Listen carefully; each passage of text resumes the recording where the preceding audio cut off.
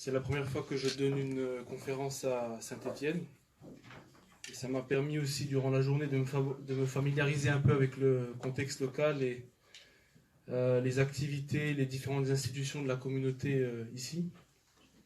Alhamdoulilah, c'est toujours enrichissant de voir comment, malgré les problèmes qui existent, la communauté avance et de plus en plus s'institutionnalise. Donc aujourd'hui, Inch'Allah, on va aborder ensemble une thématique très importante et pratiquement trois thématiques en une. C'est la question de l'estime de soi et la confiance en soi, qui sont à la fois proches et différentes. La question de l'ambition, qu'on peut aussi associer à la question de la réussite, et la question du leadership. Alors, spécialement à notre époque, ce sont des thématiques assez récurrentes. On trouve énormément de livres sur le sujet, notamment dans le monde anglo-saxon.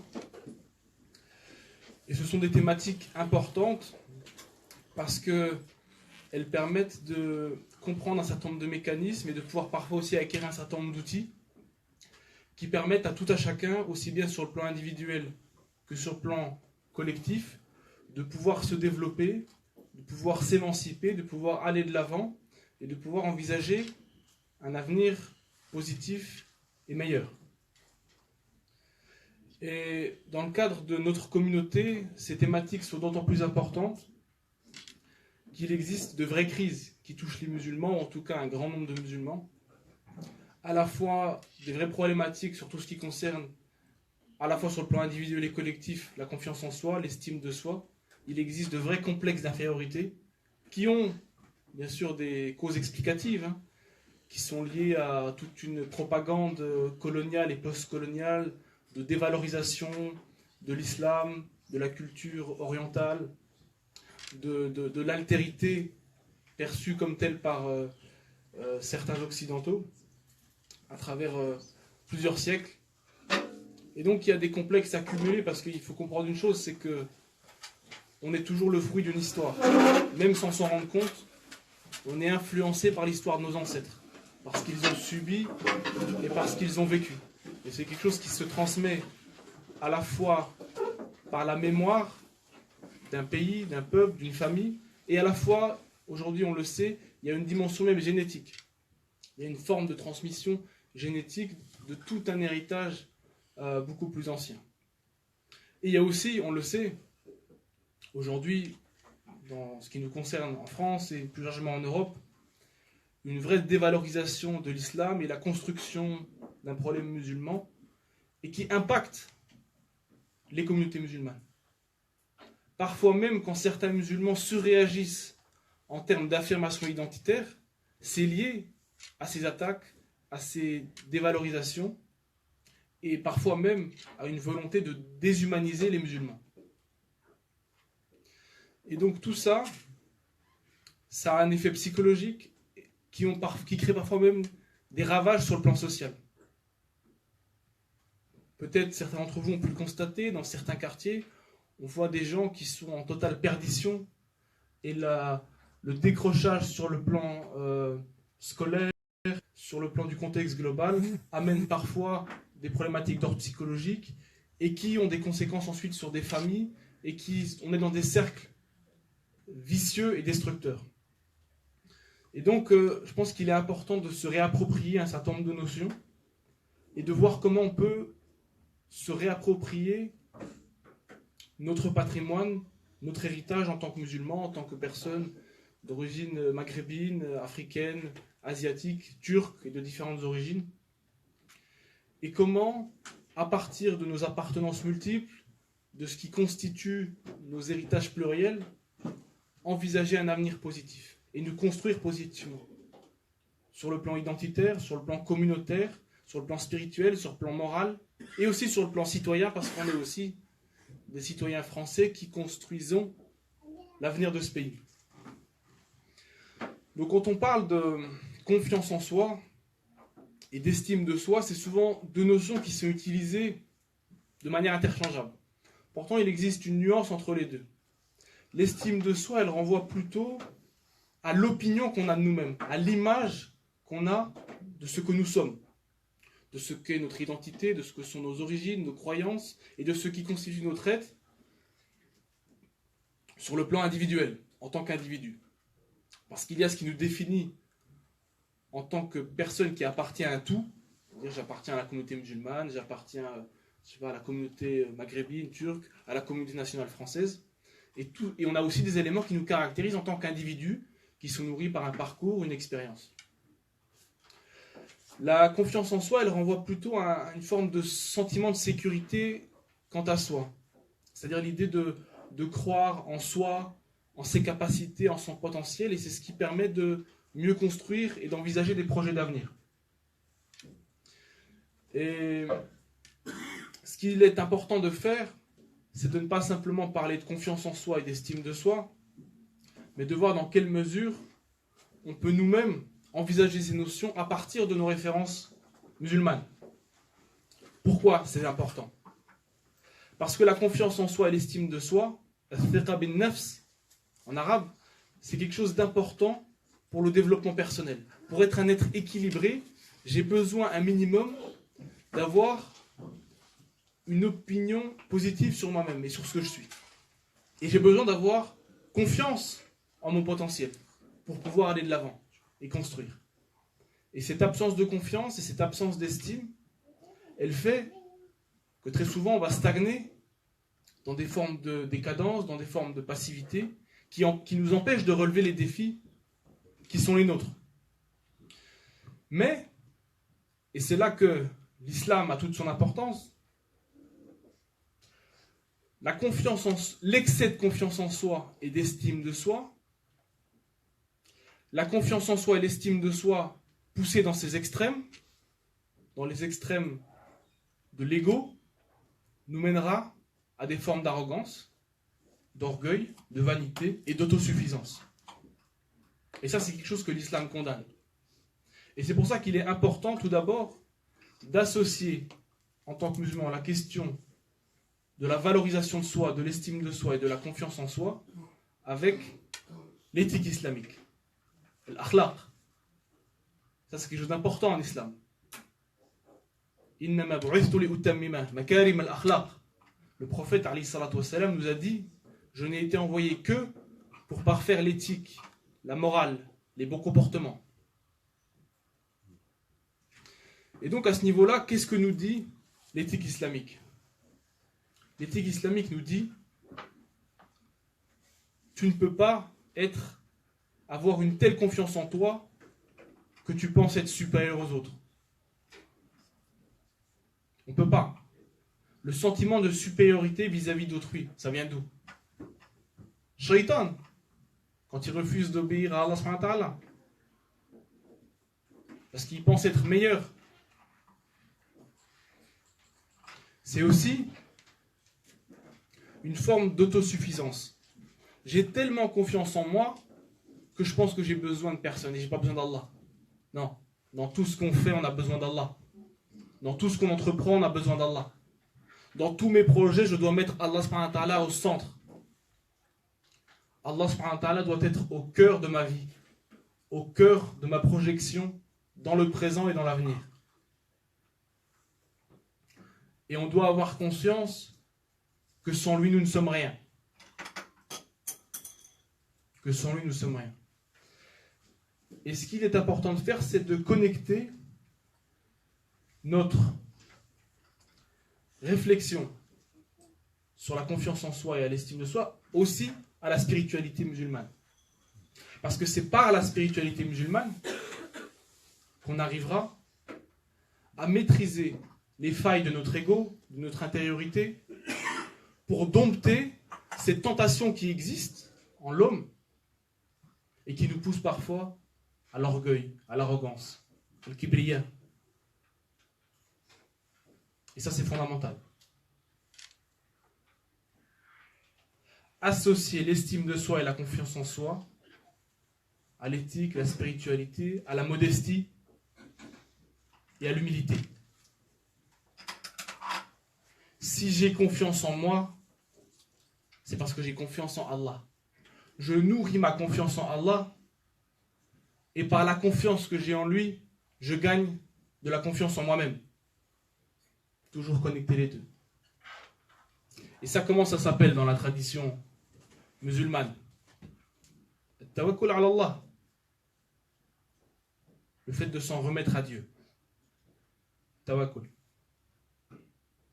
C'est-à-dire que dans tout ce que j'entreprends, dans mes projets de vie, je sais qu'au-delà de ce que je veux, il y a la volonté d'Allah. Au-delà de mon plan, il y a le plan d'Allah. Mais ça ne veut pas dire que je ne dois pas avoir de plan.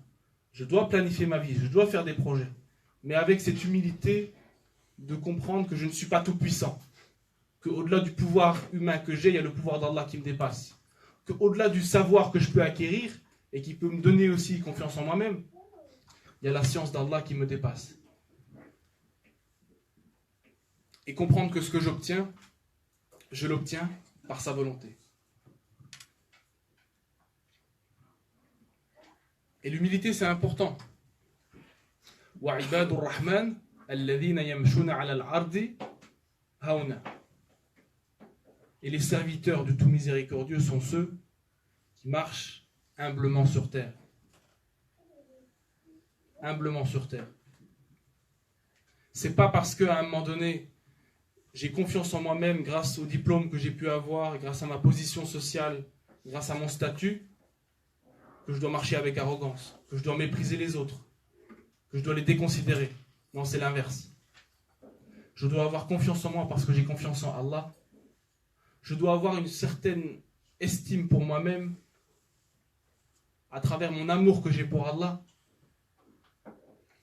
Et du fait de cet amour et de cette confiance en Allah, je me dois de respecter mes semblables. Et donc toujours faire ces connexions. Parce que ça va très vite parfois. Et parfois le basculement se fait très rapidement. Et le prophète alayhi salatu wassalam, avait confiance en lui. Il avait confiance. Il entreprenait des projets énormes. Mais cette confiance, elle lui venait d'où? Hasbunallah wa ni'mal wakil.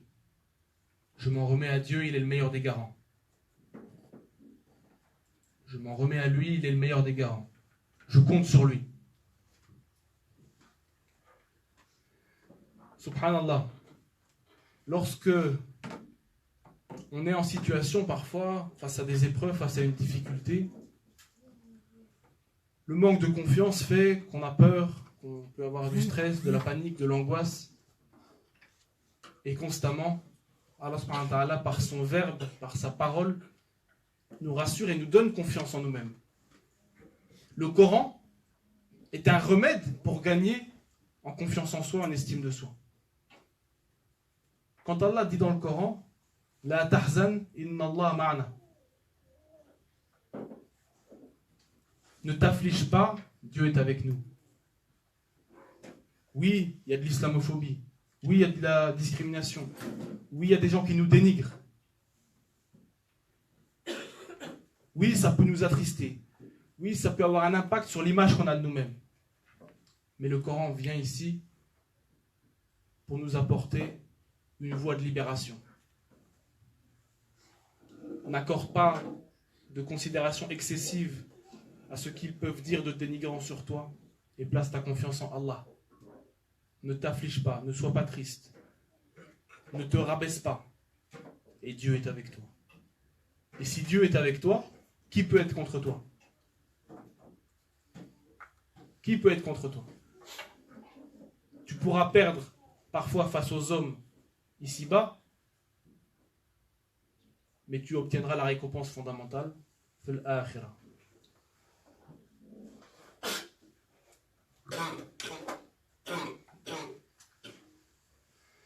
Il faut comprendre que c'est par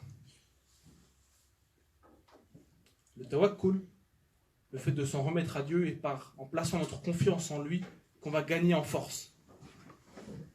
Ce qui déterminera notre succès dans l'avenir, notre capacité à mettre en place des projets, à faire face aux défis qui sont les nôtres, c'est cette confiance.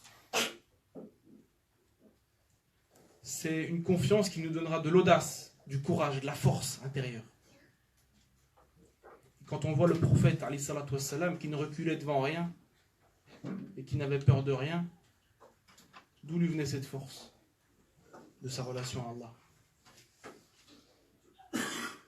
Lorsqu'on essayait de le faire faillir, de le détourner de sa mission, qu'on lui proposait l'argent et le pouvoir, qu'est-ce qu'il répondait? Même si on mettait le soleil dans ma main droite et la lune dans ma main gauche, je ne renonce pas au haqq. Je ne renonce pas. Et le prophète avait ce courage. Il avait cette force. Parce que les croyants s'en remettent à Allah. وَعَلَى اللَّهِ فَيَتَوَكُّلِ الْمُؤْمِنُونَ, nous dit le Coran. Et c'est à Dieu que s'en remettent les croyants. C'est à lui qu'on s'en remet. Et si on manque énormément de confiance en soi, c'est qu'on doit travailler sur notre foi et notre spiritualité. Parce que plus j'aurai confiance en Allah, plus j'aurai confiance en moi.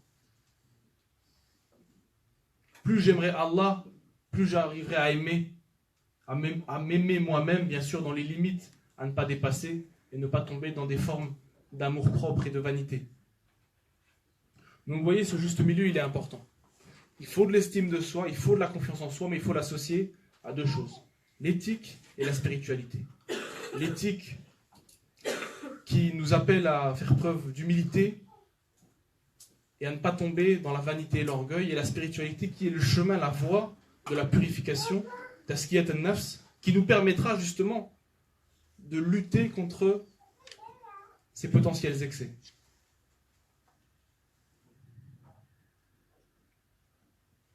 Parce qu'Allah subhanahu wa ta'ala, il n'aime pas l'excès de fierté.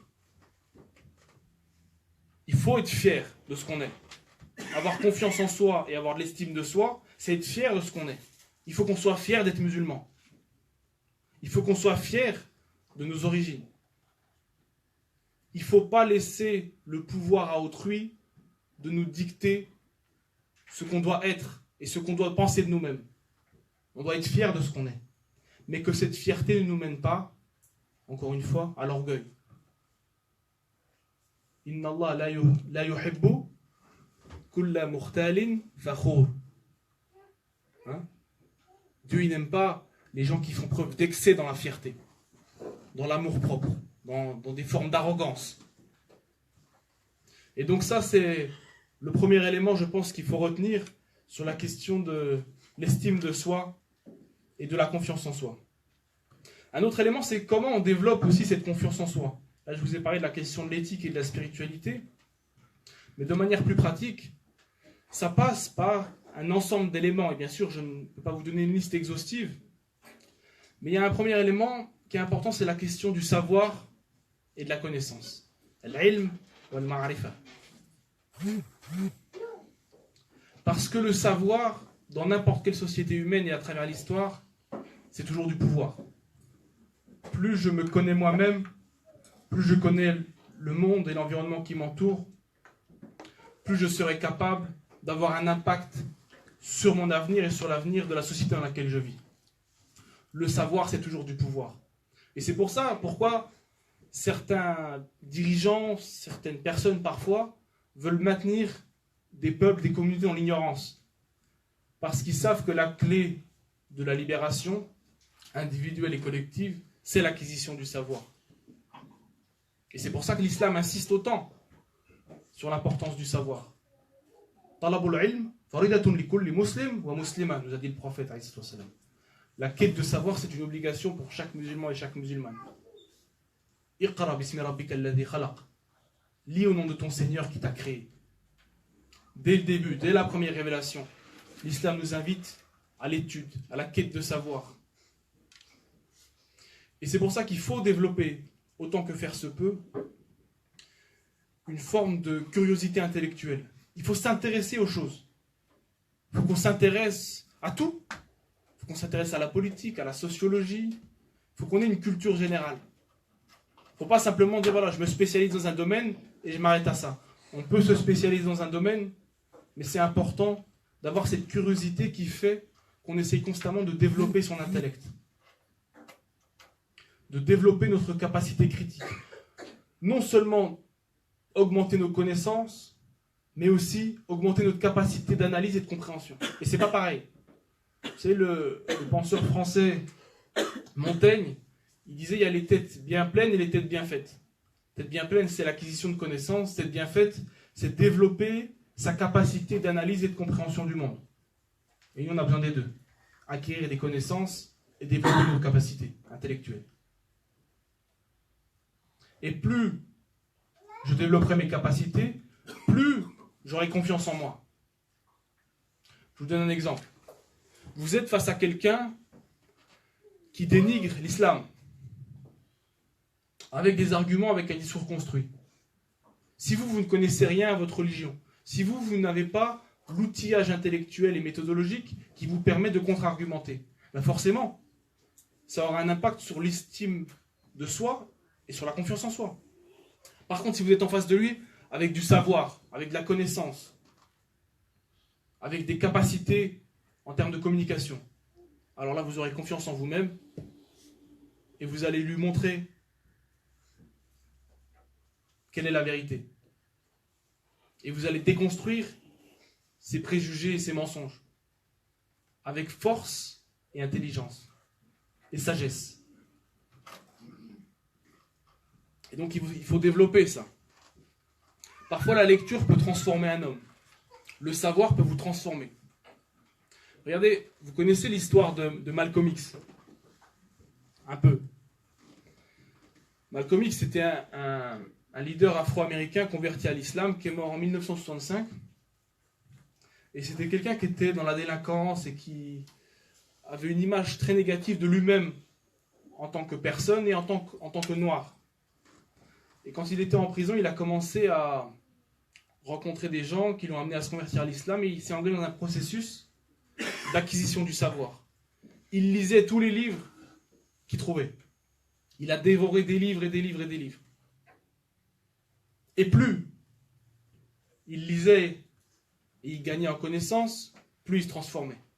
Plus il s'améliorait moralement. Plus il gagnait en confiance en soi et en estime de soi. Et après, il est devenu un des plus grands leaders de l'histoire, que tout le monde avait peur d'affronter dans un débat. Tellement il avait une puissance intellectuelle et une capacité rhétorique. Et pourquoi aussi cette capacité rhétorique? Parce qu'il y a un autre élément sur la question de l'éducation. Ça passe par l'expérience. Vous savez, on n'apprend pas tout à l'école. L'école, c'est important.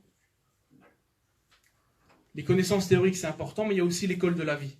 Il y a beaucoup de choses qu'on apprend dans notre vie au quotidien. Qu'on apprend avec nos amis, avec notre famille, qu'on apprend dans des moments difficiles. Quand on a une difficulté dans un contexte, on apprend parfois à gérer une situation de crise, à gérer des conflits. Ça, on ne l'apprend pas à l'école. C'est la vie qui nous l'apprend.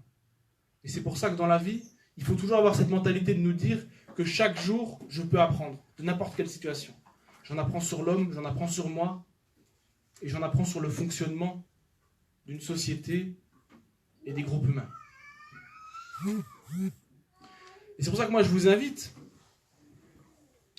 pour vous développer personnellement, pour développer votre potentiel, pour gagner en confiance, en estime, en savoir et en pouvoir, non seulement à lire, non seulement à vous instruire, mais à essayer d'apprendre de la vie, à vous engager. Par exemple, l'engagement associatif, c'est une vraie école.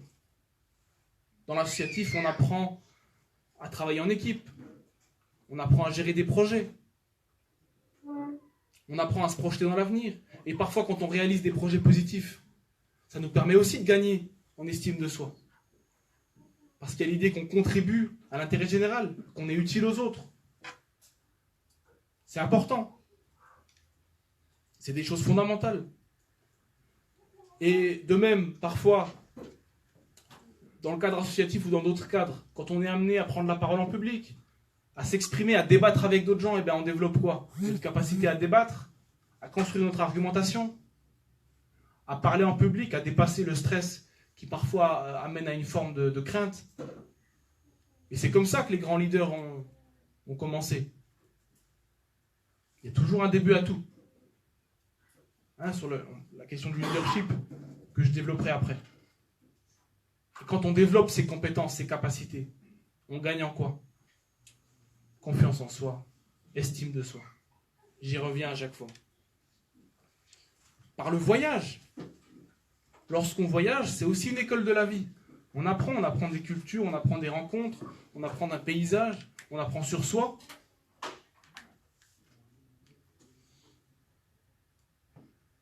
Subhanallah. Pourquoi Allah subhanahu wa ta'ala, il nous dit Siru fil ard, voyager, parcourir la terre? Parce que c'est un moyen d'apprendre de l'histoire, d'apprendre de l'homme.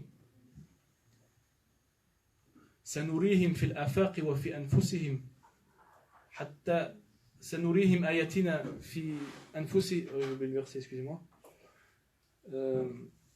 سنريهم آياتنا في الآفاق وفي أنفسهم حتى يتبين لهم أنه الحق.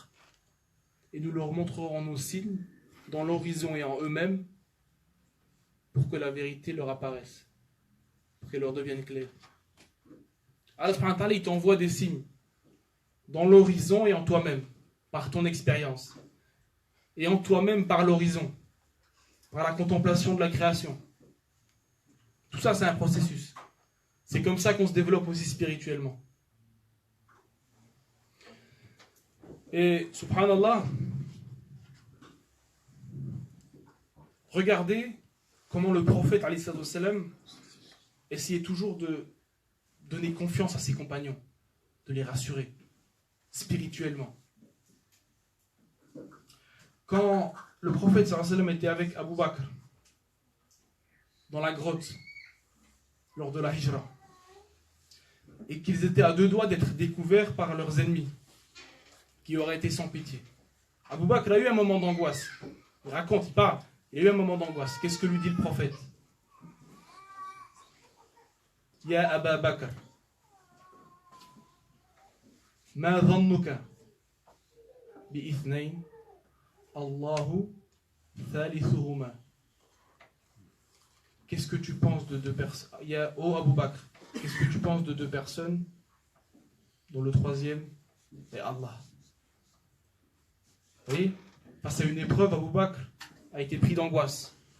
Et tout de suite, le prophète apaise son cœur et lui dit non, aie confiance en Allah, il est avec nous. Et confiance, n'aie pas peur, on va surmonter cette épreuve. Et le prophète, il était toujours comme ça avec ses compagnons. Il cherchait à ce qu'ils aient confiance, à ce qu'ils soient optimistes quant à eux-mêmes et quant à l'avenir. Et il cherchait aussi à ce qu'on appelle en anglais empowerment.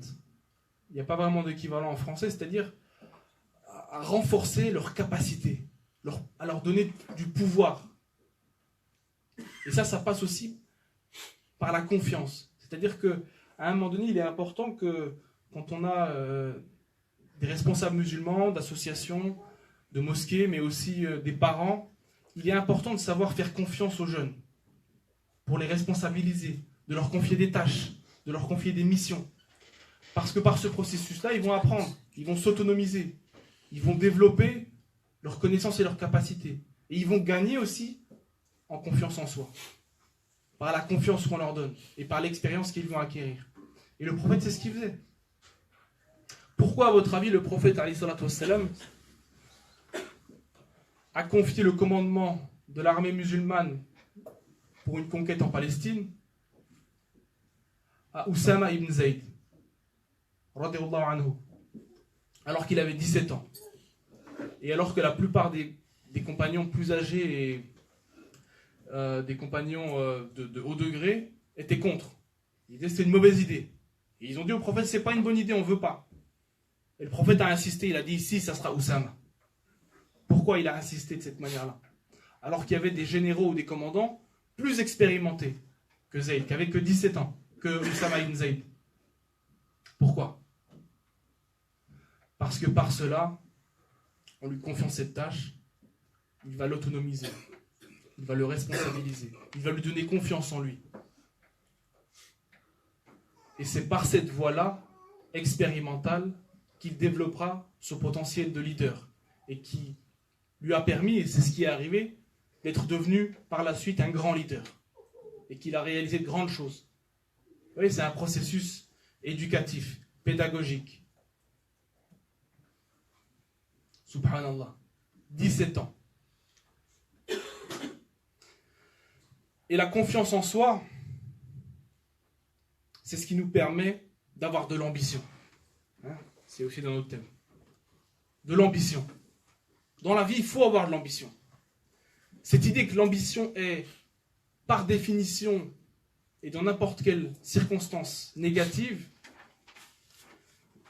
est une idée fausse, premièrement. Et elle est en plus complètement irréaliste, parce que l'ambition est une caractéristique humaine, anthropologique, sociologique, incontournable. Elle a toujours existé, elle existera toujours. N'importe quel être humain a une part d'ambition. Une ambition personnelle et parfois aussi des ambitions qui dépassent sa propre personne. Et toute la question, elle est là. Et c'est bien d'avoir de l'ambition. Mais ça dépend ce qu'on en fait et ça dépend quel type d'ambition. C'est comme pour la confiance en soi et pour l'estime de soi. On a des compagnons qui avaient de l'ambition. Et oui, ce sont nos modèles, ce sont des gens qui avaient atteint un très haut niveau de moralité et de piété, mais ça restait des êtres humains. Lorsqu'il y a eu la bataille d'El Mu'ta, dans le Cham, dans l'actuelle Jordanie, la première armée que le prophète a envoyée dans le Cham, qui est-ce que le prophète a nommé comme chef? En premier, Zayd ibn Haritha, le chef de l'armée. Le deuxième, Ja'far ibn Abi Talib, en deuxième. Et troisième, Abdullah ibn Ruwayha. C'est-à-dire que si le premier mourait, c'était le deuxième qui prenait le drapeau du leadership, et si le deuxième mourait, c'était le troisième. Et quand le prophète a nommé donc Zayd ibn Haritha à la tête, qu'est-ce que Ja'far ibn Abi Talib a dit? Ben, il a protesté, il a dit au prophète, pourquoi tu l'as nommé lui? Parce qu'il aurait voulu que ça soit lui. Parce qu'il a de l'ambition. Il avait l'ambition d'être le leader. Donc vous voyez, ça existait chez les compagnons. C'est pas quelque chose de contre-nature, c'est quelque chose de naturel. Toute la question, elle est de savoir comment on contrôle cette ambition pour ne pas qu'elle dégénère. Et pour ne pas qu'elle devienne dévastatrice. Pour ne pas que notre ambition nous amène à vouloir écraser les autres pour ma propre réussite. Et là, ça rejoint ce que j'ai dit avant. Ça passera donc par tout un processus éthique et spirituel de purification de soi, de tazkiyat al-nafs, de travail sur soi-même.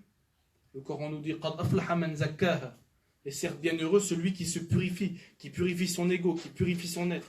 Et ça, c'est un travail quotidien. Par le Coran, par la prière, par le dhikr, par le travail sur soi, par l'exercice de la gestion de soi-même, de sa colère, de ses émotions, par le fait de constamment essayer de connecter nos actes à la conscience de la présence d'Allah subhanahu wa ta'ala. Si j'ai conscience en mon cœur et en mon esprit qu'Allah est avec moi, qu'il est présent, ben forcément, ça m'obligera à corriger mes pensées et mes actions. Et ça, c'est un travail quotidien. Et c'est ça, au-delà de toutes les falsifications du terme actuellement, c'est ça le vrai djihad. Djihad al-nafs, le plus grand djihad, comme a dit le prophète, alayhi salam. C'est celui-là. Et ça, c'est quotidien. Et c'est ce travail-là qui nous permettra de dompter, de nous discipliner pour encadrer notre ambition. Pour qu'elle reste une ambition saine et qu'elle ne nous mène pas à notre perte et à créer même la perte des autres. Qu'elle ne nous mène pas à la jalousie, qu'elle ne nous mène pas au mépris. Et c'est ça qui est important. Cette ambition-là doit être un moteur positif. Mais on a le droit d'avoir de l'ambition. Ahris ala ma yanfa'uk, nous a dit le prophète alayhi salam. Recherche ce qui t'est profitable. Recherche ce qui est utile pour toi. On a le droit de penser à nos intérêts aussi ici-bas. Allah subhanahu wa ta'ala nous dit dans le Coran, la tansa nasibaka min ad-dunya, n'oublie pas ta part dans ce bas monde. Et comme le disait le cheikh Mohammed al-Ghazali, toute la logique du musulman, c'est d'arriver à concilier ses intérêts d'ici-bas et ceux de l'au-delà. J'ai le droit de vouloir la réussite professionnelle. J'ai le droit même de vouloir, dans une certaine mesure, m'enrichir. À deux conditions. Que ça soit un moyen et non une fin.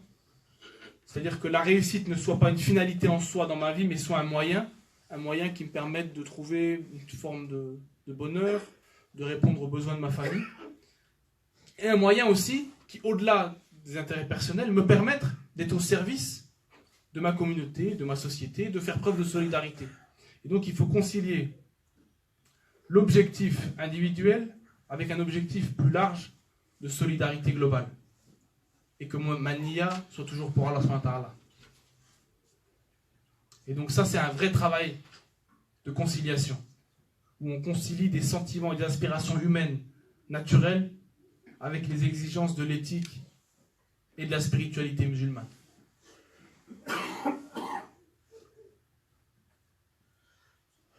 Pour reparler encore une fois de Oussama ibn Zayd, vous savez qu'à 10 ans déjà, il avait demandé à pouvoir participer à la bataille d'Uhud.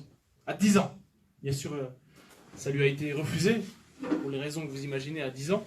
Et ça vous montre que dès le plus jeune âge, il montrait une ambition forte et des caractéristiques de leader. Et c'est pour ça que quand vous voyez des jeunes qui ont de l'ambition, il ne faut pas les casser. Il faut les encourager. Mais en rappelant un certain sens de la sagesse et de l'éthique. Est-ce que tu veux réussir simplement pour satisfaire ton ego, pour avoir un statut social qui te permet de te sentir mieux que les autres? Ou est-ce que tu veux réussir en partie pour toi, mais avant tout pour Allah subhanahu wa ta'ala et pour pouvoir être au service des autres, pour pouvoir être utile aux autres? Je fais des études de médecine et j'ai l'ambition de devenir médecin. Est-ce que c'est uniquement pour que les autres disent « Ah, vous voyez, c'est un médecin, c'est quelqu'un de bien, c'est quelqu'un qui a un haut rang dans cette société ?»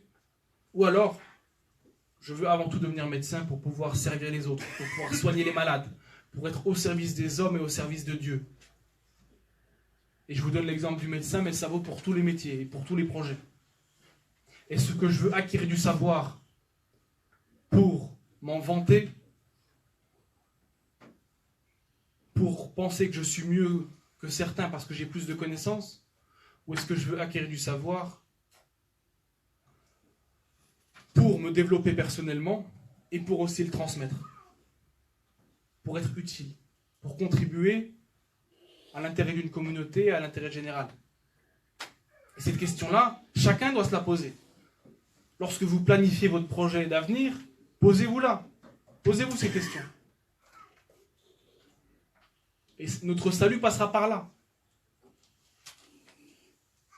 Notre salut passera par là. Inna Allah la yughayyiru ma biqawmin hatta yughayyiru ma bi anfusihim. Dieu ne change pas l'état d'un peuple avant qu'il ne change ce qui est en eux-mêmes. Si à un moment donné on ne fait pas ce travail spirituel sur nous-mêmes, intellectuel, de développement de soi, de développer notre potentiel, d'agir, de construire, alors il ne va pas nous aider. En islam, l'islam nous invite à quoi? À l'effort, au travail. Il ne faut pas penser que parce qu'on fait des doigts, tout va nous tomber dans les mains. Non. Laïsa lil insani illa ma sa'a. Et l'homme n'obtient que par rapport à ses efforts, au travail fourni. Et l'islam ne nous invite jamais à la passivité ni au fatalisme, mais toujours à vouloir construire, à aller de l'avant, à être ambitieux, à être audacieux, à avoir de l'audace. Et l'audace, ça passe par quoi? Par une capacité de créativité, d'initiative. Et c'est pour ça que, masha'Allah, moi je vois des gens parfois, des musulmans, dans certains quartiers, ils prennent des risques, ils lancent des projets très innovants dans l'entrepreneuriat, dans l'ingénierie, dans l'entrepreneuriat social, dans plein de domaines, dans le sport. Et ils prennent des risques parfois. Et ils font des choses très original. Et ça, c'est quelque chose de très positif. À la fois pour eux-mêmes, parce qu'ils vont gagner en estime d'eux-mêmes, pour la communauté et pour la société en général. C'est quelque chose de très positif.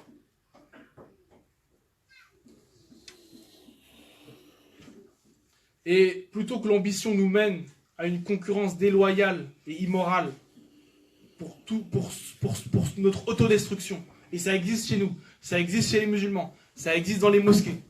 Parfois, moi j'ai vu des cas dans certaines mosquées, il y avait pratiquement des guerres pour savoir qui allait être le prochain président de la mosquée. Et ça, on doit apprendre à le gérer. Et ça, on doit apprendre à le réformer. Et quel était le modèle à l'époque du prophète alayhi salam? Al-munafasa ala al-khayr. Les compagnons, ils étaient aussi en concurrence. Mais ce n'était pas une concurrence déloyale. C'était une concurrence animée par des finalités nobles. Animée par leur volonté de se surpasser dans le bien et dans l'excellence. Chacun visait l'ihsan. Je suis, entre guillemets, jaloux de l'autre pour le bien qu'il fait, je vais essayer de me surpasser pour faire mieux que lui. Mais pas faire mieux que lui dans une logique d'orgueil. Faire mieux que lui parce que j'aspire au meilleur et à l'excellence. Et vous connaissez l'histoire entre Omar radiallahu anhu et Abu Bakr. Abu Bakr Siddiq. Vous connaissez l'histoire. Constamment, Abu Bakr surpassait Omar dans le bien. Et Omar faisait des efforts pour essayer de dépasser Abu Bakr. Et un jour, il vient vers le prophète alayhi salam et il lui donne un gros pactole de sa richesse. Il se dit aujourd'hui, ça y est, j'ai dépassé Abu Bakr dans le khayr, dans le bel agir, dans les bonnes actions. Et le prophète alayhi salam lui a dit, qu'est-ce que tu as laissé pour toi et les tiens? Et il a dit, taraktu lahum nusf ma amluk. Je leur ai laissé la moitié de ce que j'ai. Donc il a donné la moitié de sa richesse et il a gardé l'autre moitié. Et c'est là que Abu Bakr, qu'est-ce qu'il a fait? Lui, il a donné toute sa richesse. Tout. Et quand le prophète lui a demandé, mais qu'est-ce que tu as laissé, qu'est-ce que tu as gardé pour toi et les tiens? Taraktu lahum Allah wa rasulah. Je leur ai laissé Allah et son prophète. C'est l'héritage que je leur laisse, subhanallah. Là, il envoie deux messages. Déjà que Omar n'a pas réussi à le surpasser dans le bien. Mais aussi, qu'en tant que musulman, on ne doit pas regarder que la richesse matérielle, et qu'au-delà de la richesse matérielle, il y a la richesse immatérielle, qui relève de la spiritualité, de la métaphysique, de la relation qu'on construit avec Allah. Pour notre salut, fil akhirah. Subhanallah. Et donc ça, c'est un modèle pour nous, quand on parle d'ambition. Le modèle de la concurrence éthique et loyale, pour le bien. Et c'est ça ça devrait être l'idéal qui nous motive dans notre propre concurrence. Et plutôt que de s'écraser les uns les autres pour notre réussite, il faut additionner nos compétences respectives parce que chacun, dans son individualité, a des compétences qui lui sont propres, qu'un autre n'a pas. Et plutôt qu'être des concurrents, soyons dans la complémentarité. Watawasaw bil haqqi watawasaw bis sabr, nous dit le Coran. Il faut qu'on s'entraide dans la vérité, dans la patience, dans le bien, qu'on construise l'avenir ensemble. Voir la réussite d'un frère comme une réussite aussi pour nous-mêmes, plutôt que d'être jaloux dès que quelqu'un réussit. Et que celui qui réussit, plutôt que de devenir méprisant et individualiste, qu'il utilise sa réussite pour aider sa communauté et pour aider les autres. C'est ça la philosophie de l'islam.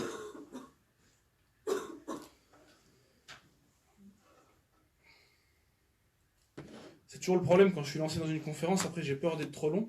Vous savez, j'ai commencé à quelle heure? Je ne me rappelle plus. Ah, vers 20? Ok, Inch'Allah. Et l'islam, l'islam a toujours promu une conciliation entre l'intelligence rationnelle et l'intelligence spirituelle. Et là, c'est la clé de la réussite.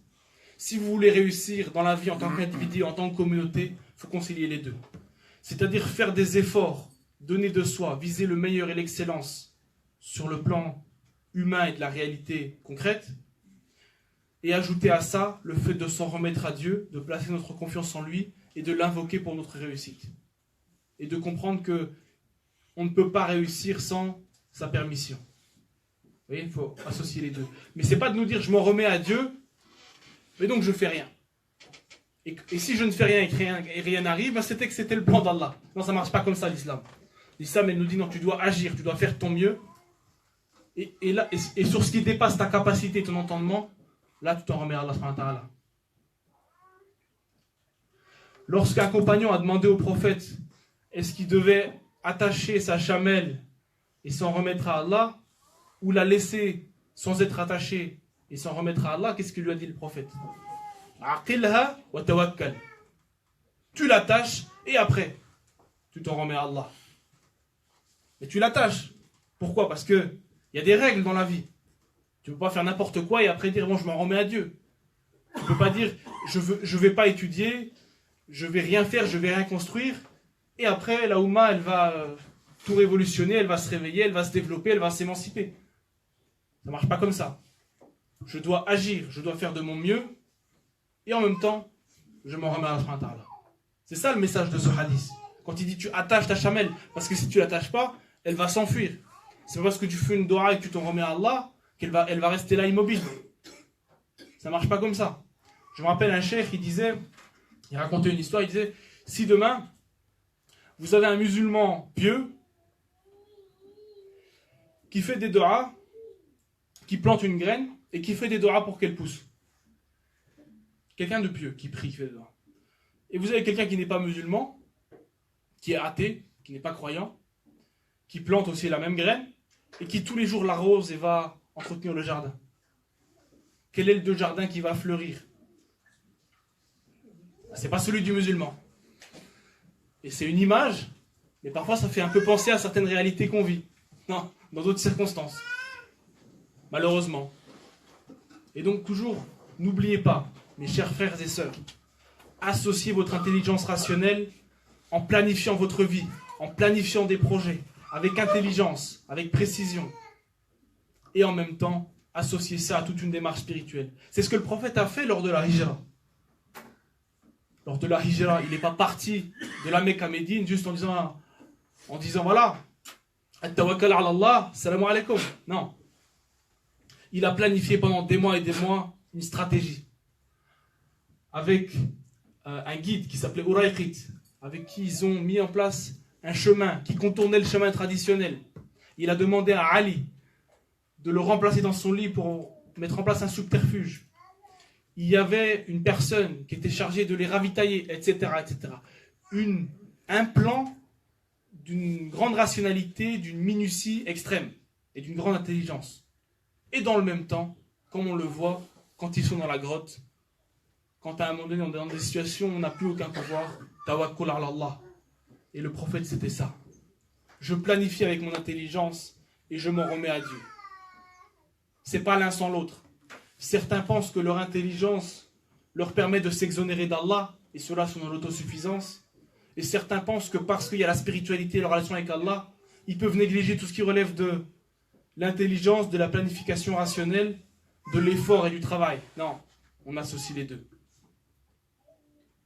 L'islam insiste sur le sens de l'effort, comme je vous l'ai dit, de la planification. Et enfin, Inch'Allah, bon, je ne vais peut-être pas vous parler de tout ce que j'avais prévu de vous parler pour qu'on laisse un peu de place à l'échange, Inch'Allah, et pour ne pas être trop long. Parce que je sais que, comme des études le montrent, la capacité d'attention d'un être humain est limitée. Mais je dois quand même vous parler un peu du leadership, parce que c'était un élément de l'exposé. Et donc le leadership, ça rejoint ce que je vous dis, et en même temps c'est différent. Parce que la confiance en soi et l'estime de soi, c'est quelque chose qui nous concerne tous. Et la réussite.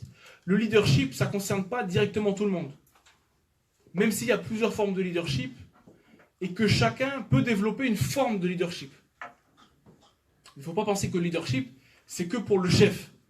c'est que pour celui qui dirige. C'est plus large que ça. On peut être un leader dans son domaine, à soi.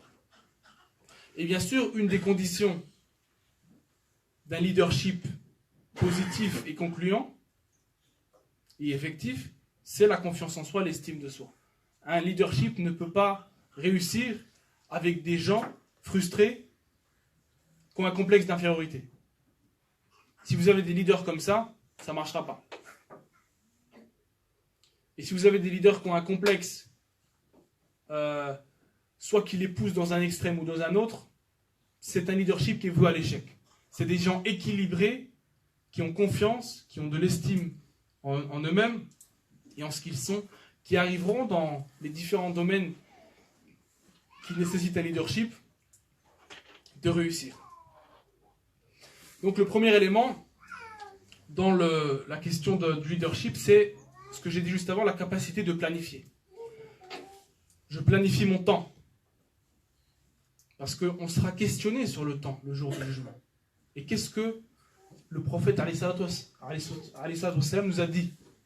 Il y a deux choses qui sont très précieuses et que l'être humain sous-estime. As-siha wal-faragh. La santé et le temps libre. On sera questionné sur la gestion de notre temps. Et donc, mettre à profit notre temps. Avoir un programme, se discipliner. Ne pas être dans l'oisiveté, parce que le temps passe vite. Et donc, savoir faire un programme. Il y a un moment qu'on consacre à la prière, il y a un moment pour les invocations, il y a un moment pour sa famille, il y a un moment pour les études, pour la lecture, pour le travail, etc., etc. Et plus vous serez discipliné, plus vous réussirez dans la vie. Plus vous développerez votre capacité à planifier votre agenda, plus vous réussirez. Et ça, c'est une des qualités d'un leader, la planification. L'autre élément, c'est la compétence. Et l'islam nous invite à la compétence. Et on a de nombreux hadiths ou versets du Coran qui nous montrent que les conditions d'un leadership réussi, c'est la compétence. C'est la compétence. Si Youssouf alayhi salam a été nommé ministre en l'Égypte antique, c'est pour ses compétences. La compétence, elle est fondamentale. Et qu'est-ce que nous dit le prophète alayhi salam? Idha amila ahadukum amalan an yutqinah. Si quelqu'un réalise une action, il faut qu'il la maîtrise. Si quelqu'un réalise une chose, une œuvre, un travail, il faut qu'il maîtrise, il faut qu'il soit compétent. Et ça, c'est un problème dans notre communauté. C'est qu'on a des gens qui veulent être des leaders ou qui veulent s'investir dans un domaine alors qu'ils sont incompétents. On a des gens qui veulent être devant, qui veulent avoir le micro, qui veulent parler aux médias, qui veulent être ceci, cela, alors qu'ils sont incompétents. Et ça, c'est un vrai problème. Il faut que chacun connaisse sa place et comprenne que chacun peut exceller dans son domaine, mais que ça ne sert à rien de vouloir s'investir dans un domaine où on est incompétent. Et j'y reviendrai sur cette thématique-là. Et l'islam nous dit une autre chose. Le leadership, ce n'est pas uniquement fait pour une élite. Tout le monde peut devenir un leader. Malcolm X, il venait de la rue, de la pauvreté, c'est devenu un grand leader. Et il y a plein d'autres exemples. Des chefs d'État qui venaient de quartiers populaires, de la pauvreté, sont devenus des grands chefs d'État, des grands leaders. Le prophète alayhi salam était un orphelin qui venait d'une famille très modeste. Et il est devenu, en plus d'être un prophète, un des plus grands, si ce n'est pas le plus grand personnage de l'histoire. Subhanallah. Il faut croire en soi et en son potentiel. Si on a des rêves, il ne faut pas renoncer à ses rêves. Il ne faut pas se dire, ouais, je suis musulman, je ne peux pas y arriver, il y a trop de discrimination. Non, il faut avoir confiance en soi et en Allah, en son potentiel. Si Dieu veut demain, notre condition, elle peut changer radicalement. Kun fayakun, comme dit le Coran. Si Dieu décide d'une chose, elle sera automatiquement. Il faut avoir confiance en lui et donc confiance en nous et en notre potentiel. وَنُرِيدُ أَن نَّمُنَّ عَلَى الَّذِينَ اسْتُضْعِفُوا فِي الْأَرْضِ وَنَجْعَلَهُمْ أَئِمَّةً وَنَجْعَلَهُمُ الْوَارِثِينَ. Et nous voulons que ceux qui ont été affaiblis sur terre, qui étaient faibles, qui étaient opprimés, qui étaient démunis, puissent devenir des leaders, a'imma, des dirigeants, des gens qui sont devant, qui mènent, et des héritiers. Et Allah, il te dit, tu peux être en bas, mais si tu travailles, Et si tu places ta confiance en moi, demain tu pourras être en haut. Et tu pourras avoir un rôle primordial en termes de leadership. Et ça, c'est quelque chose de fondamental. Et donc ça fait partie des éléments sur la question du leadership. L'autre élément sur le leadership, c'est développer un sens des responsabilités. Et ça, beaucoup de gens l'oublient. On est malheureusement dans une communauté, au-delà de notre communauté, dans une époque de la déresponsabilisation. On met toujours la faute sur les autres. On ne se remet jamais en question. Lorsqu'il y a des responsabilités, on les fuit. Non. Il faut avoir un sens des responsabilités, assumer ses responsabilités. Kullukum ra'in wa kullukum mas'ulun an ra'yatihi, nous dit le prophète alayhi salam. Vous êtes tous des bergers et chacun est responsable de son troupeau. Qu'est-ce que ça veut dire? Ça veut dire que chacun, à un niveau ou à un autre, il doit assumer ses responsabilités. Il a une posture de chef, de leader dans une famille, dans une communauté, et il doit assumer ses responsabilités et ne pas se défiler. L'autre élément, c'est ce que je disais tout à l'heure, c'est un leader, c'est quelqu'un qui a un sens de l'initiative, de l'audace, du courage. Et c'est pour ça, parfois, quand vous voyez des jeunes, vos enfants dans une famille, comme un professeur qui voit un jeune, parfois, on voit un jeune qui pose beaucoup de questions, qui a un esprit critique développé, et souvent on n'apprécie pas ça. On a envie de dire, mais tais-toi, tu connais pas, reste à ta place de jeune, et quand tu seras grand, on verra. Mais non, il faut l'accompagner. Peut-être qu'il faut l'orienter quand il fait preuve de trop d'audace, mais cette audace-là, elle a aussi du positif. Il faut savoir la valoriser, parce que c'est aussi les caractéristiques du leadership. Et les compagnons avaient de l'audace. Je vous parlais tout à l'heure de la bataille d'El Mu'ta. Le prophète avait nommé, comme je vous l'ai dit, 3 leaders.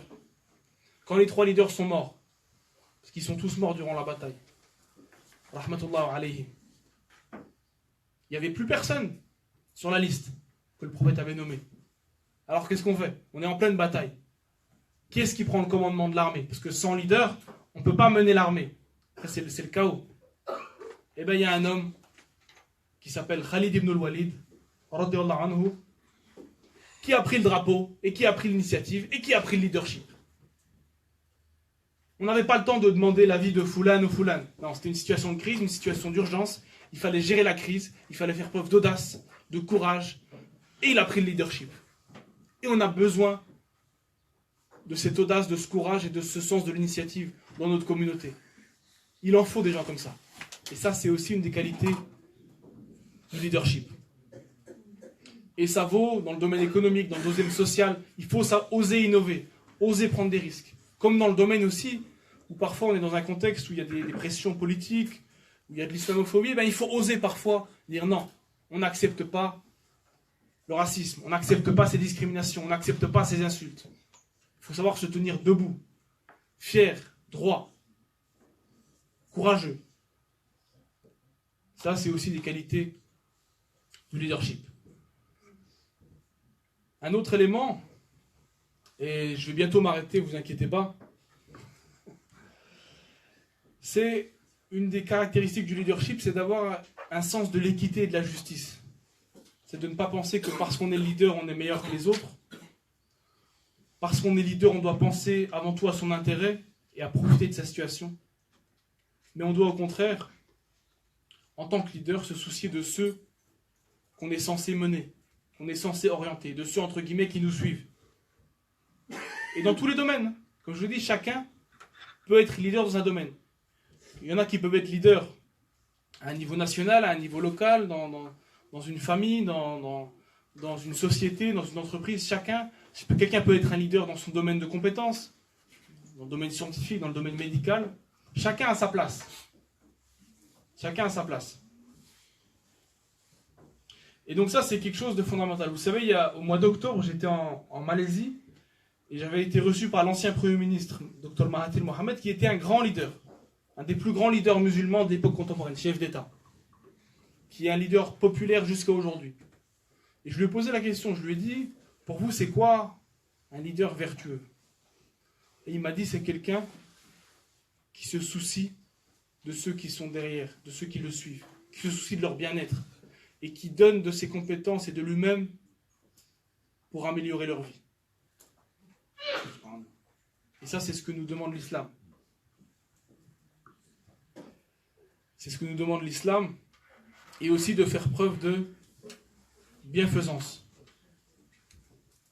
Wa akhfid janahak liman ittaba'aka min al-mu'minin, nous dit le Coran. Allah subhanahu wa ta'ala, il s'adresse au prophète et il dit: sois bienveillant avec ceux qui te suivent. Lasta alayhim bimusaytir, tu n'as pas sur eux un pouvoir absolu.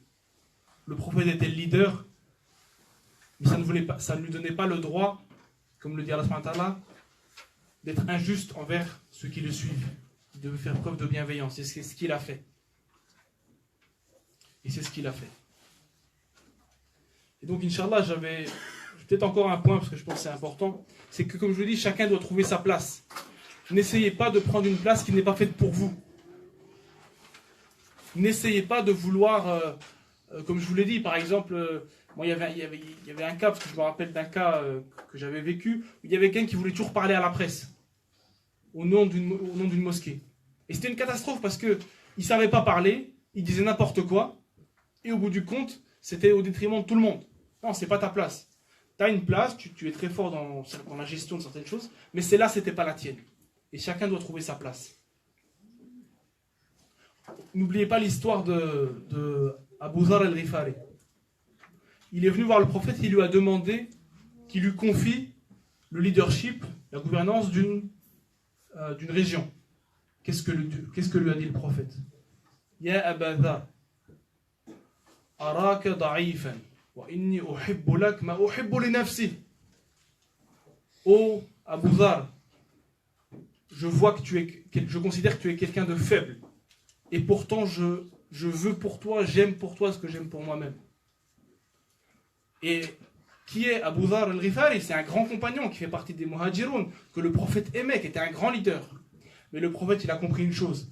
Cet homme-là était fait pour être un leader en tant qu'opposant, en tant que quelqu'un qui est dans la contestation, qui critique ce qui va mal dans la gestion des affaires, mais qui n'est pas fait pour gouverner.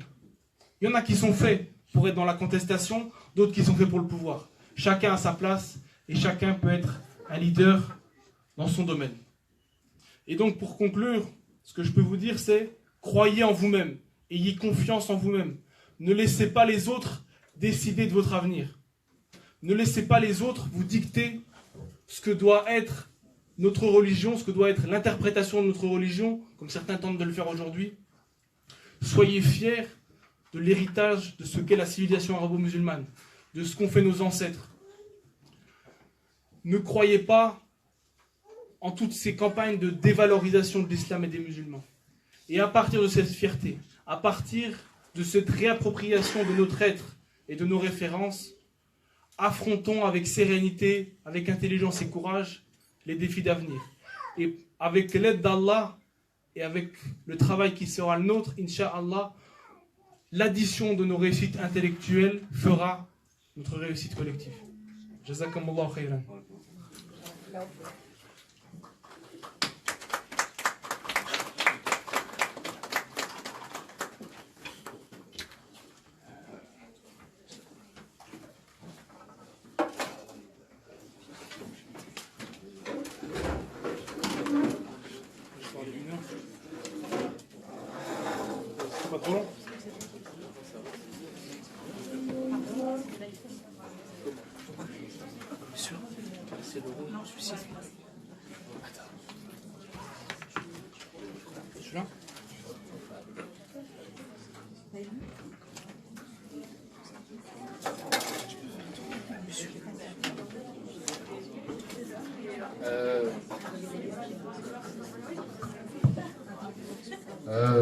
Inch'Allah, on va passer à la deuxième partie de la conférence. Donc, il va y avoir un petit échange avec le conférencier. Inch'Allah, si vous avez des questions.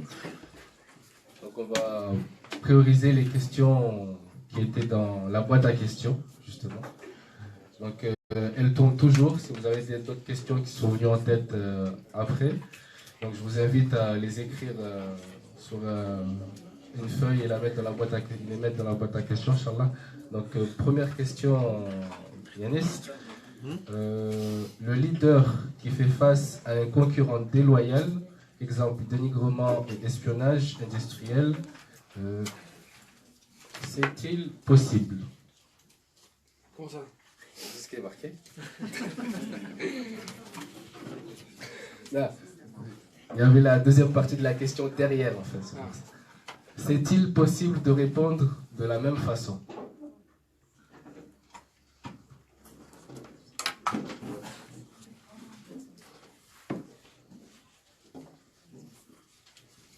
Alors, à part dans des situations exceptionnelles, par exemple vraiment dans des situations extrêmes, parfois l'islam accepte certaines dérogations, le principe en islam c'est que non. Lorsque l'ennemi utilise des moyens illicites et immoraux, on ne peut pas utiliser les mêmes moyens. Et nous on doit savoir répondre avec fermeté, mais toujours dans le cadre de ce que sont nos principes et dans le respect de l'éthique musulmane. Et c'était de cette manière-là que le prophète a agi. Et après, comme je vous le dis, sauf dans des situations de nécessité où là, bon là ce n'est pas le cas, là on parle, bon, quoique espionnage, là on rentre dans des considérations qui relèvent, donc là je parle, quand on parle d'espionnage, on parle d'un leader, d'un État. Et donc là on est dans des guerres industrielles, donc là c'est un débat qui peut peut-être être ouvert sur la question de la permission de la ruse en temps de guerre, etc. Mais encore une fois, donc il y a des permissions exceptionnelles selon le contexte et selon la gravité de la déclaration de guerre, si je puis dire. Mais le principe, c'est que on ne répond pas à l'ennemi par les moyens de l'ennemi. On répond à l'ennemi à la lumière de nos principes et à la noblesse de ce qu'est notre éthique et notre spiritualité.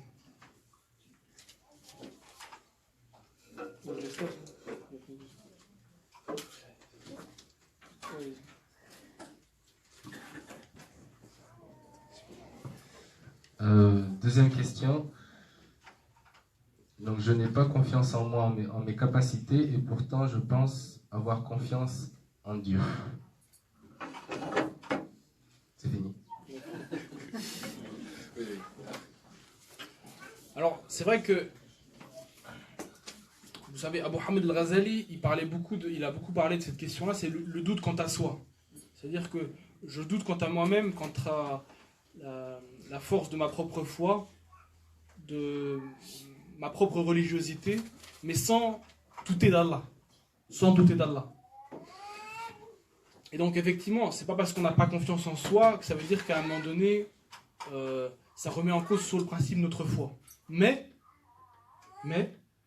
quelqu'un qui développe sa confiance en Allah et qui développe sa spiritualité, sa religiosité, forcément, normalement, il devrait gagner en confiance en soi. Pourquoi ? Parce que c'était de cette manière-là qu'a agi le prophète. Parce que c'est Allah subhanahu wa ta'ala lui-même qui nous dit de s'en remettre à lui lorsqu'on est dans une situation de détresse pour avoir confiance. Et d'avoir confiance en nous-mêmes à travers la confiance qu'on a en lui. Quand il nous dit « La tahzan inna Allah ma'ana ». Et donc, pour la personne qui a posé cette question, bien sûr, ça ne remet pas en cause le fait à un moment donné d'avoir des faiblesses, c'est humain. Allah nous a créés comme ça. Ça ne remet pas en cause notre foi, mais il faut travailler notre spiritualité et notre pratique religieuse pour s'améliorer, pour se réformer, parce qu'il y a quelque part un manquement. Prochaine question. Cette confiance en soi dont tu parles implique-t-elle d'avoir des pensées négatives et penser à un éventuel échec? Donc cette confiance en soi implique-t-elle d'avoir des pensées négatives et penser à un éventuel échec?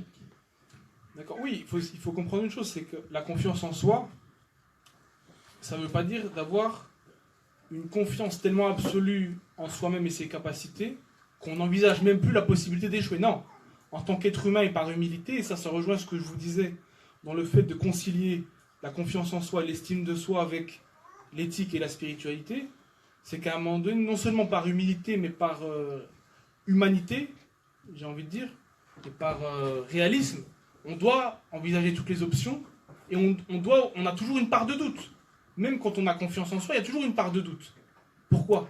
Parce que le seul qui n'a pas de doute quant à l'avenir, c'est Allah subhanahu wa ta'ala, parce que c'est le seul à connaître l'avenir. Nous, on a forcément des doutes sur l'avenir. Parce que même avec toutes les chances de notre côté, un projet peut échouer. Et c'est pour ça que sur cette possibilité d'échec, sur cet aléa, on s'en remet à Allah subhanahu wa ta'ala. Prochaine question. Un des inhibiteurs de frein de l'ambition, la motivation et l'échec. En 2 mots, peux-tu parler de l'échec en islam? Comment gérer? Je pense que ça reprend un peu la question. Mais déjà, ce que nous dit l'islam, c'est que et encore une fois, ça rejoint ce que je vous ai dit sur la question de la confiance. L'échec, ça nous amène à perdre confiance en nous-mêmes. Mais comme notre confiance en nous-mêmes, elle n'est pas uniquement basée sur nous, elle est aussi basée sur notre connexion à Allah. Et cette connexion à Allah, c'est elle qui doit nous permettre de surmonter cet échec. Et de faire en sorte que malgré cet échec-là, on doit garder confiance en nous-mêmes, en notre potentiel et en l'avenir. Et ça va même plus loin que ça. C'est plutôt que de voir cet échec comme une épreuve qui est en train de nous achever et de laquelle on ne pourra pas se relever, c'est d'utiliser cet échec pour au contraire aller de l'avant. D'utiliser ce mal comme un bien. D'utiliser cet élément négatif comme un moteur pour encore faire mieux, pour se surpasser.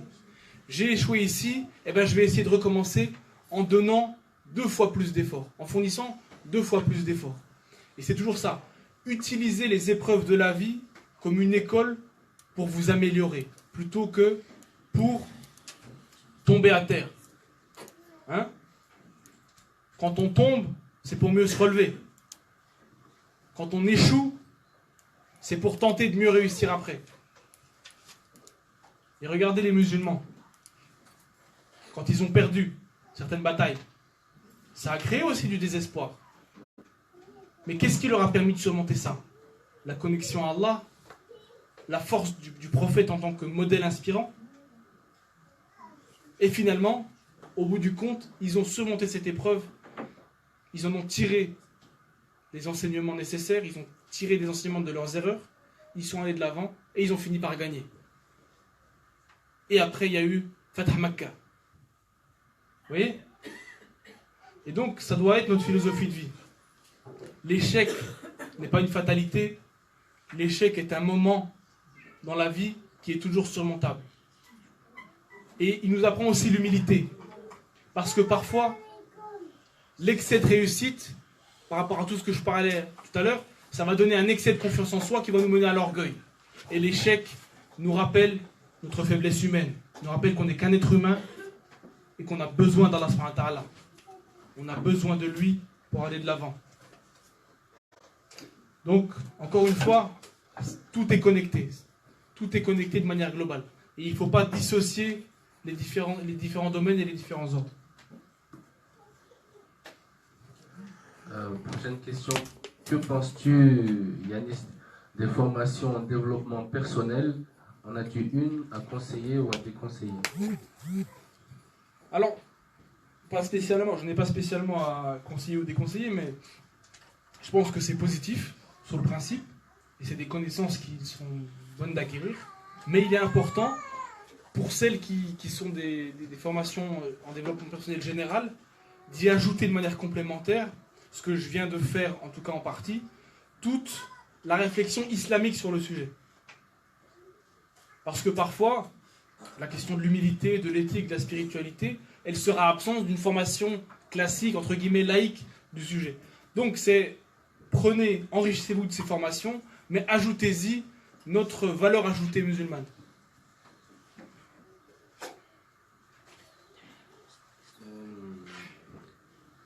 Nommé par le prophète sallallahu alayhi wa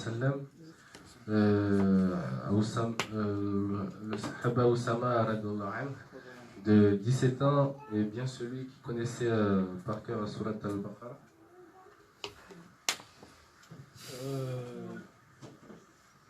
Ça, je sais pas.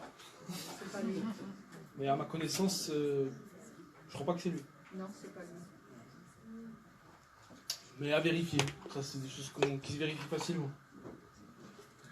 Comment construire notre relation avec Allah? Alors ça demanderait une autre conférence. Mais je vais vous donner quelques axes, mais je ne vais pas rentrer dans le détail. Le premier, c'est d'être rigoureux dans la prière.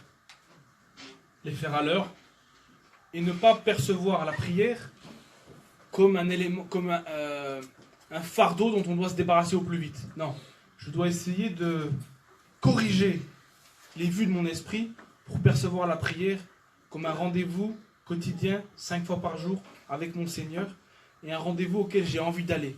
Un rendez-vous qui m'apporte de la paix intérieure, de l'apaisement et de la force. Ça, c'est le premier élément. Et essayer de développer, et ça demande un effort. C'est comme par exemple quand on vous dit à l'école, il faut apprendre à se concentrer.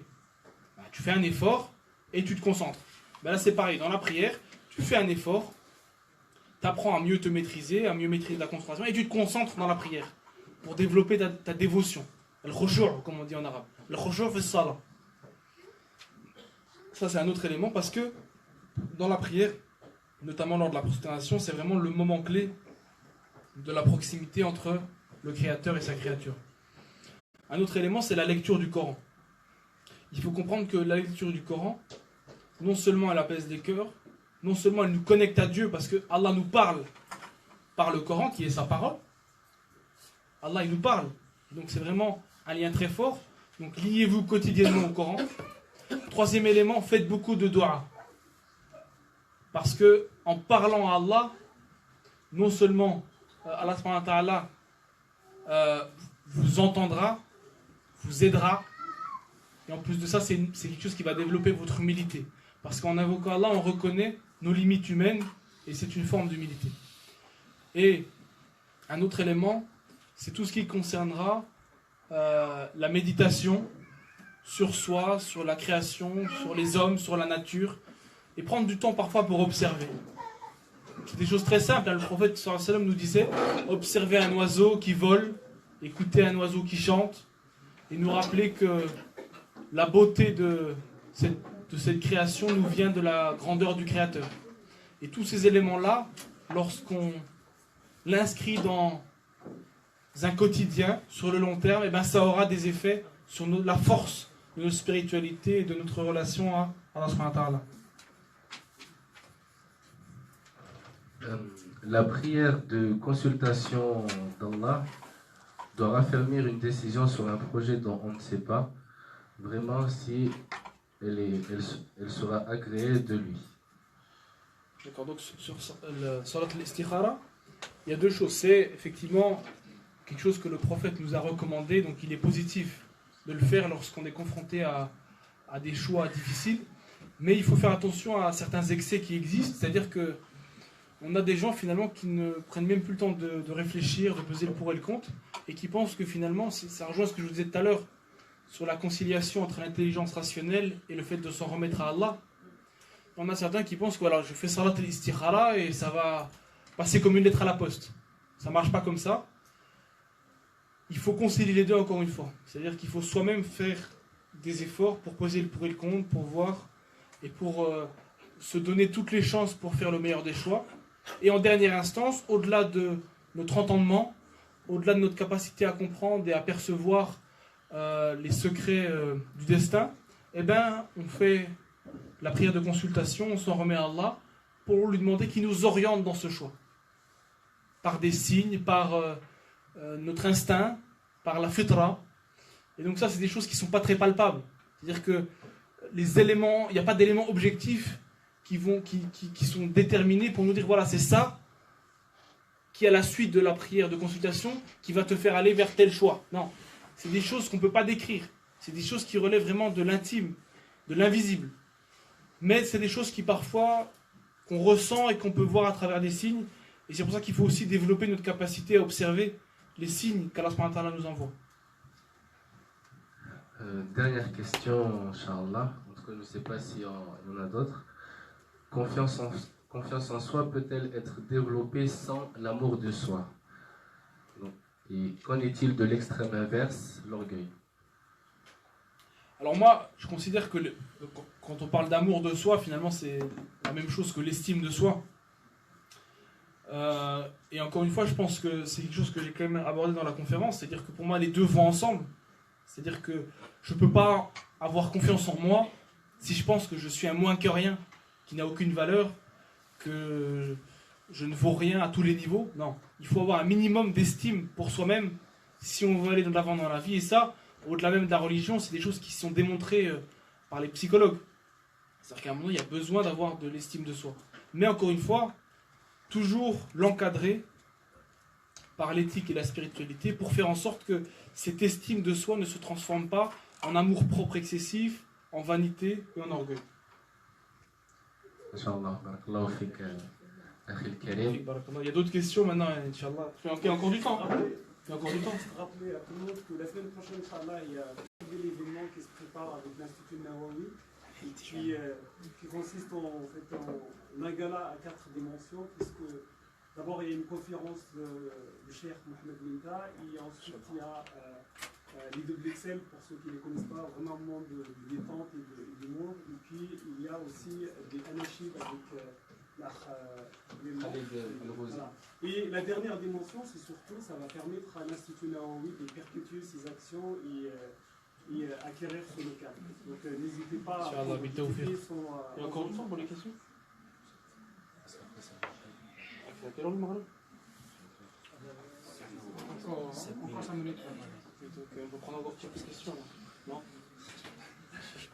S'il y a encore quelques questions, Inch'Allah, avant le Maghreb, n'hésitez pas. Ah, vas-y, Fadal, excuse-moi.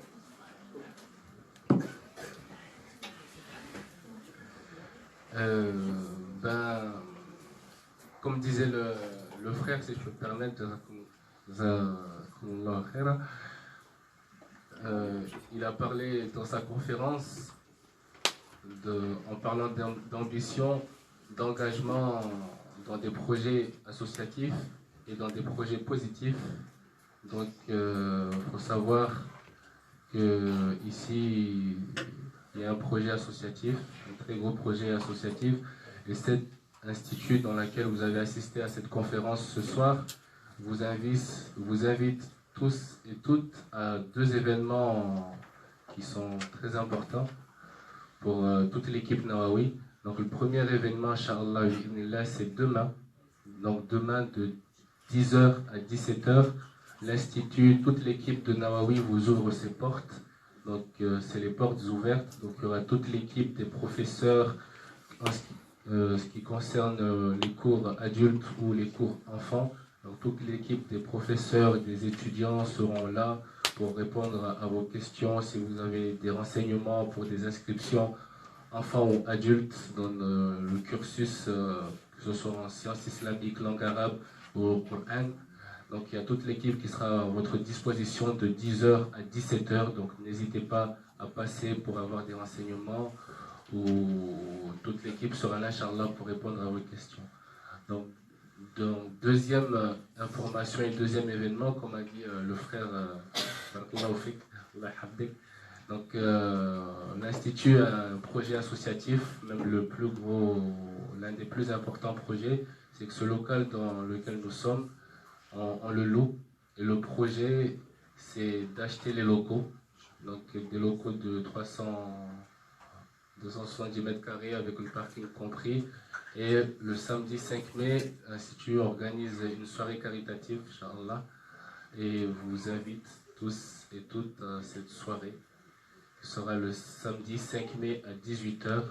Donc n'hésitez pas à venir vous renseigner auprès du secrétariat après la conférence pour avoir plus de renseignements, ou en partant, si vous voulez, vous avez des flyers devant la porte d'entrée, donc des flyers sont disponibles avec les renseignements, donc n'hésitez pas à en prendre 1, 2, 3, 4, 5, 6, 10, soyez ambitieux et ambitieuses, invitez du monde s'il vous plaît, parce que alhamdoulilah, c'est un projet qui nous tient tous à cœur et on n'a pas envie que ça s'arrête. Wallahi, on n'a pas du tout envie que ça s'arrête, et on pense à l'avenir de demain, nos enfants, nos fils, nos filles, ils sont là. Si les projets comme ça s'arrêtent, on fait quoi? Donc, barakallahu fikum. Est-ce qu'il y a d'autres questions? Donc,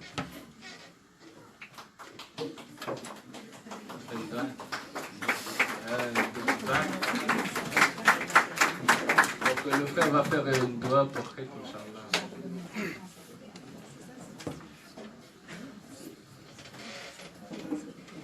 سبحانك اللهم وبحمدك نشهد أن لا إله إلا أنت نستغفرك ونتوب إليك سبحان ربك رب العزة عما يصفون والسلام على المرسلين والحمد لله رب العالمين. Et juste rapidement pour compléter ce qu'a dit le frère, si vous voulez vraiment que la transmission de savoir pour les générations futures puisse se faire positivement, qu'on puisse relever les défis d'avenir, il faut qu'on ait et qu'on développe nos propres institutions. Et ce centre en fait partie. Et il y a un processus aujourd'hui d'institutionnalisation de l'islam en France, et il nous faut des institutions éducatives, et qu'on puisse acquérir des locaux, et qu'on puisse aussi pouvoir payer des professeurs et avoir un personnel compétent. Et lorsque vous investissez dans ce type de projet, c'est pas simplement pour le centre en tant que tel, mais c'est pour vos enfants, pour notre avenir à tous, et pour Allah subhanahu wa ta'ala. Alors, je vous remercie.